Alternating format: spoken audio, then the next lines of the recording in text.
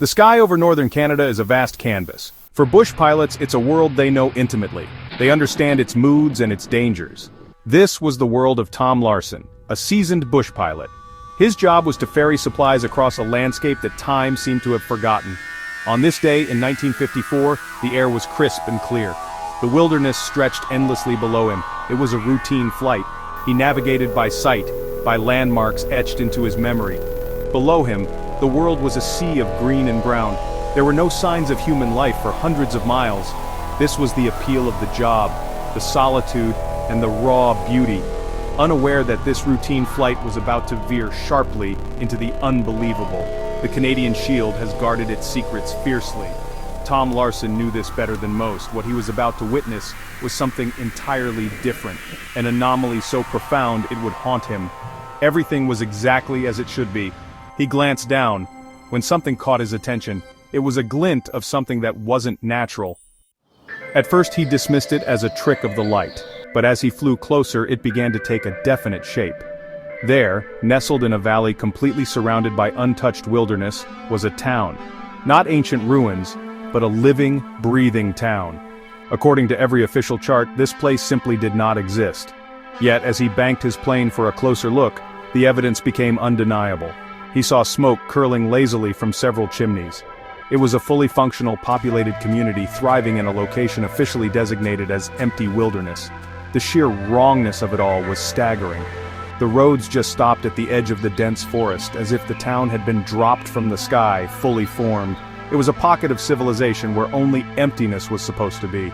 He took one last look at the impossible town, and reluctantly pulled his plane back on its original course.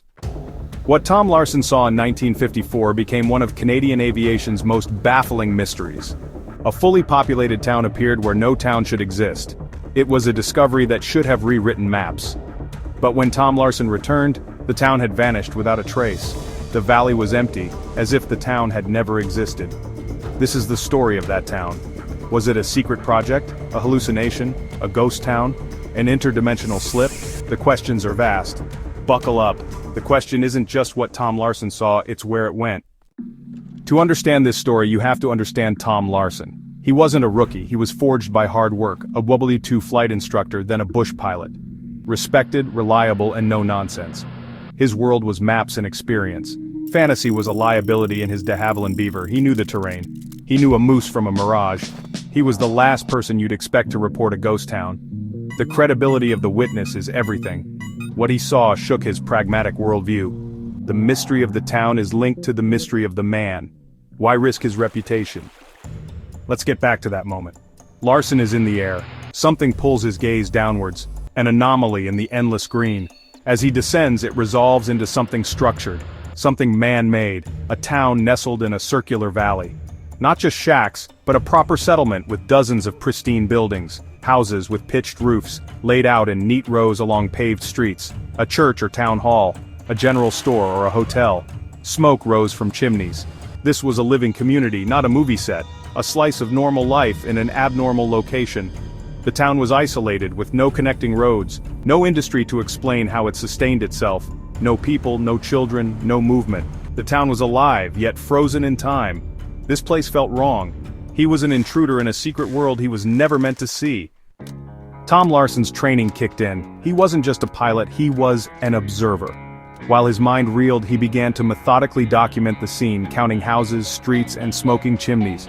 He estimated the population and noted the traditional, well-maintained architecture. He was creating a mental logbook of this impossible place, paying close attention to the geography. The town sat in a basin-like valley, surrounded by wooded hills, a perfect natural hiding spot. He memorized the shape of a nearby lake and a distinctive granite cliff face, landmarks to find his way back. He knew he had to return, that this discovery needed to be verified and officially reported. He dismissed his camera. The act of seeing felt more important. The image was being burned directly onto his memory. He felt it might disappear if he looked away. With his fuel gauge low, he took one last pass, looking for any sign of life, but there was nothing. Reluctantly, he climbed away, the settlement shrinking below, swallowed by the wilderness. The image remained crystal clear in his mind. Hours later, Tom Larson landed at a remote airfield. As he cut the engine, the weight of what he'd seen crashed down on him. He was exhausted, struggling to process the day's events. How could he explain what he had witnessed? Who would believe him? He made his way to the operations office. The men greeted him, but Larson was quiet and shaken. He began to tell his story. At first, there was disbelief, followed by jokes, but Larson was insistent, pointing to the coordinates on his maps. His certainty began to chip away at their skepticism. The story spread. The initial report was made and officials were notified. The RCMP were contacted, as were geographical survey authorities. Tom would lead a second flight with observers and photographic equipment. The investigation was about to begin. 3 days after his sighting, Tom Larson was back in the cockpit, but this time he wasn't alone. Beside him sat a stern-faced officer and a government surveyor armed with a high-powered aerial camera. The mood was tense. Larson was confident, he knew the way. "We're getting close," he said. As they approached the coordinates, Larson's heart began to pound. He guided the plane over the final ridge, the valley opening up below. And then, his heart sank. He saw nothing. There was only the forest. The valley was there, but the town was gone. The silence in the cockpit was deafening, broken only by the drone of the engine. Tom Larson circled the valley again, and then again, his mind refusing to accept what his eyes were telling him. "It was here," he insisted, his voice cracking with a mixture of confusion and desperation. "I swear to God, it was right here." He pointed frantically out the window, describing where the main street should be, where he saw the general store, where the chimneys had been smoking. But he was pointing at nothing but trees. The Mountie looked at him, a flicker of pity in his eyes, while the surveyor lowered his camera, having found nothing worth photographing. They flew lower, skimming the treetops, searching for any sign, any trace that a community had ever existed in that spot. They looked for clearings, for foundations, for patches of discolored vegetation. Anything. But the landscape was pristine. The forest floor was a dense carpet of pine needles and moss, a tapestry that looked like it hadn't been disturbed for 1,000 years. There were no roads leading in or out. There wasn't even a game trail that looked out of place. It was as if he had described a detailed painting on a canvas that was now, and had always been, completely and utterly blank. The official report from the flight was brief and clinical. It stated that they flew to the coordinates provided by Mr. Larson and conducted a thorough aerial survey. The conclusion was simple. No signs of any settlement, past or present, were observed. The land was designated, as it always had been, as uninhabited wilderness.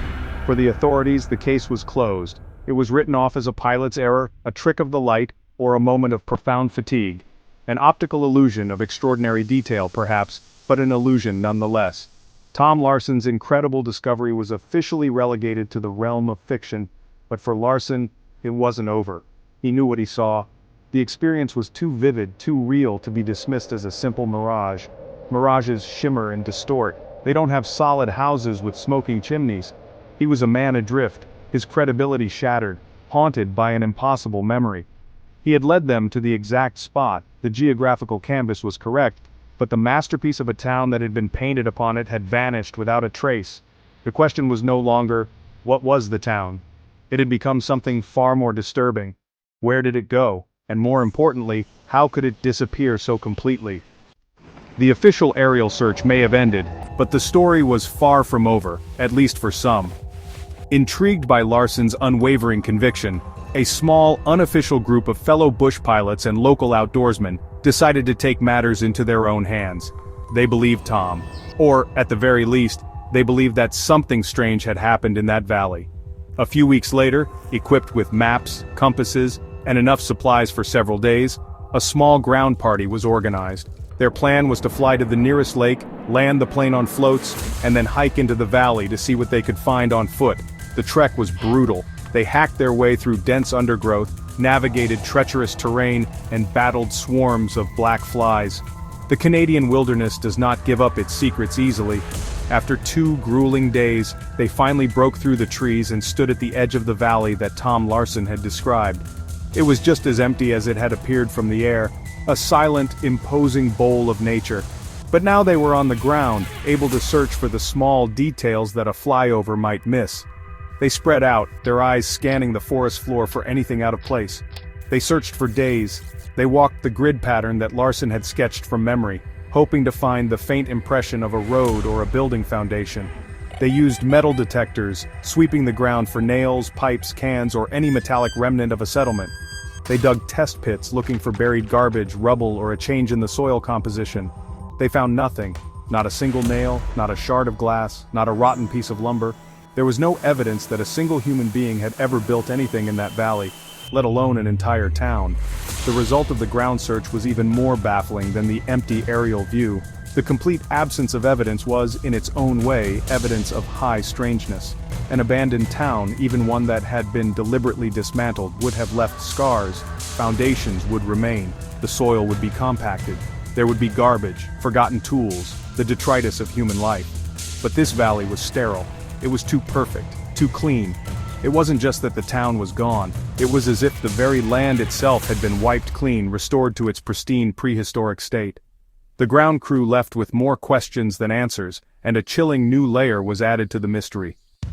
With both the aerial and ground searches turning up absolutely nothing, the official investigation hit a dead end. Government agencies from the Geographical Survey to the RCMP filed their reports and closed the case. According to every map, every census record, and every historical document, no town had ever been chartered or registered in that specific area. There were no missing land grants, no forgotten settlement plans, no historical records of a reclusive religious sect or an ambitious industrialist trying to build a secret utopia. Officially, the town Tom Larson saw was a phantom. It existed only in his mind and in the brief, unbelievable story he told. The wall of silence from the authorities was absolute. When pressed, they would simply refer back to the official flight report. Nothing was found. This official denial only fueled the fire for those who believed something was being covered up. Was it possible the town was a top-secret military installation or a Cold War-era research facility? A place so secret its existence would be denied at all costs, and so advanced it could be completely camouflaged or removed in a matter of days? This theory began to circulate in hushed tones, suggesting the disappearance wasn't paranormal but a deliberate act of concealment by powerful, unseen forces. Beyond the official channels, the story took on a life of its own.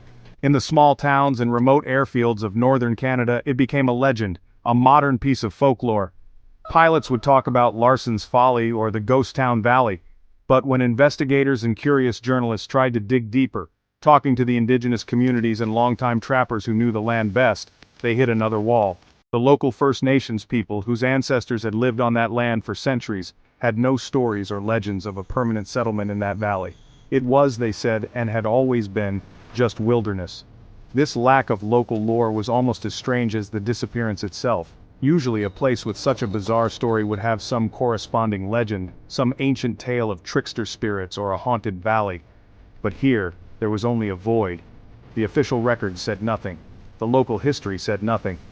It was as if the event had happened in a vacuum, completely disconnected from the known history and folklore of the region. The investigation had started with a single, unbelievable sighting, and had ended with a profound and unsettling silence from every possible source. The town had vanished, not just from the landscape, but seemingly from history itself. Faced with this bizarre story, a simple explanation is needed. Skeptics suggest a complex mirage. The Canadian wilderness is known for strange atmospheric conditions. Temperature inversions can bend light dramatically, creating a fata morgana. This makes distant objects appear closer and larger. But the mirage theory breaks down when examining Larson's sighting. A fata morgana is unstable, but Larson described a solid town with distinct buildings. He was an experienced pilot familiar with atmospheric tricks. A mirage is an image of something that exists elsewhere. The light from a real town would have had to travel hundreds of miles. The nearest settlements were hundreds of miles away and didn't match Larson's description. So a mirage feels incomplete. Dismissing his testimony feels like an easy way out. Perhaps the answer is hidden on the ground. If we consider human intervention, the 1950s were the height of the Cold War, a time of intense paranoia and clandestine government projects. The vast expanses of northern Canada would have been the perfect location to build and test something away from prying eyes. This theory suggests that what Tom Larson stumbled upon was a top-secret installation. The existence of such a place would be fiercely denied, and its discovery by a civilian pilot would have triggered an immediate cover-up. It explains why the town wasn't on any maps and why its existence was officially denied. It could also explain the town's sudden and complete disappearance. A specialized military unit could have been dispatched with orders to dismantle the entire operation and scrub the site. Advanced techniques could have been used to restore the landscape to its natural state. Larson noted the lack of visible activity. This could be because the town was a facade designed for observation, not habitation. However, the sheer scale and speed of such a cleanup operation would be immense, and decades have passed since the Cold War ended. Yet, no documents and no whistleblower accounts have ever emerged to substantiate the existence of a secret base in that specific valley. Moving away from conventional explanations, we enter the realm of high strangeness. One theory suggests Tom Larson saw a town that existed in the past. This is the time slip theory. Under rare conditions, the barrier between time points thins, allowing glimpses from one era to another. Larson's plane flew through a wrinkle in time, looking down into a valley as it was 100 years earlier. He saw a genuine historical settlement, a lost pioneer town, a forgotten mining community. This explains why the town looked old-fashioned and vanished upon his return. He saw a ghostly echo, a residual image of a place crumbled to dust. The idea of time slips is a staple of folklore. Larson's experience fits this pattern, a vivid vision of a past reality vanishing without a trace. If a glimpse into the past seems too far-fetched, there's a theory that's even stranger. The town wasn't from our past, but from another reality altogether. This is the interdimensional slip theory, an idea that suggests our universe is just one of many, existing alongside countless others in a multiverse. Occasionally, the barriers between these parallel universes can weaken, creating a temporary portal or overlap. In this scenario, Tom Larson didn't look back in time. He looked sideways, into an alternate dimension where the history of that valley unfolded very differently. In that parallel world, the land was settled, and a town was built. For a few minutes, the two realities merged. Larson, flying through our empty version of the valley, was able to see the version from another dimension, a world almost identical to ours but with one key difference: the existence of this town. This would explain the sheer solidity and realness of what he saw. It wasn't a ghost or a mirage, it was a real physical place with real people living their lives, just in another dimensional plane. The town seemed isolated and had no connecting roads because, in its own reality, it might have been perfectly normal, but the portal only opened over the town itself, not the surrounding infrastructure. When he returned 3 days later, the dimensional window had closed, the connection was severed, and the town was once again safely in its own universe, leaving our valley as empty as it had always been. This theory accounts for the complete lack of physical evidence. Nothing was built, and nothing was dismantled. The town was never physically in our world, its image was just briefly visible from our side. This is a concept straight out of science fiction, touching on ideas from theoretical physics like string theory and the existence of extra dimensions. It's a mind-bending possibility that pushes the boundaries of our understanding of reality. While it sounds like pure fantasy, the interdimensional theory elegantly solves the central paradox of the mystery: how something could be so tangibly real one moment and so completely gone the next. It requires no government conspiracy, no forgotten history, and no complex atmospheric tricks. It only requires us to accept that the world we see might not be the only one that exists. For believers in high strangeness, the vanishing town of Canada is a classic example of what they call a place slip. A brief and honestly kind of terrifying glimpse into a world that runs parallel to our own, reminding us that our reality might be more fragile and permeable than we think. Some suggest the town was never human at all, but a clever alien disguise. Imagine a hidden craft or base projecting a holographic town to fool passing pilots. When Tom Larson circled too long, the operators panicked, so they vanished, deactivating the illusion. No debris, no evidence, just a perfect empty valley. It's wild speculation, but it explains the town's eerie perfection and total disappearance.